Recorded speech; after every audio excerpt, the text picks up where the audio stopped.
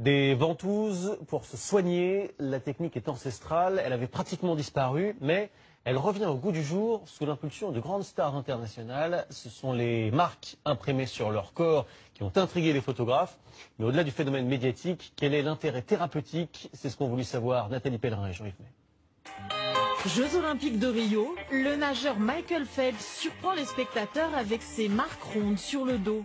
À la plage ou sur les tapis rouges, le chanteur Justin Bieber ou la comédienne Gwyneth Paltrow exhibent les mêmes marques de ventouses. Quand on voit des stars mondiales l'utiliser, on pense et on s'assure du fait que ça fonctionne bien. Jordan Noblet est lutteur en équipe de France. Depuis un an, plus question pour lui de se passer de cette thérapie par les ventouses. Et c'est son kinésithérapeute qui les applique. Une séance surprenante dans un but très précis. Vous avez des zones avec une stagnation assez sévère, importante de sang en profondeur qui a besoin en fait d'être libérée. Et donc on fait un afflux sanguin pour le ramener dans la circulation. Il y a des zones qu'on ne peut pas détendre avec les mains, qu'on peut faire avec les ventouses. Et on peut dire vraiment que ça fait pas mal. Non, ça fait pas mal. Ces marques resteront quand même 2 semaines. Pratique millénaire en Chine, cette thérapie est aujourd'hui utilisée sur tous les continents.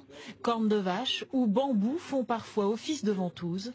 Ce médecin parisien utilise les ventouses traditionnelles en verre. Quand j'introduis la femme dans la ventouse, ça enlève l'air, ça supprime l'air. Donc il y a un vide qui se fait.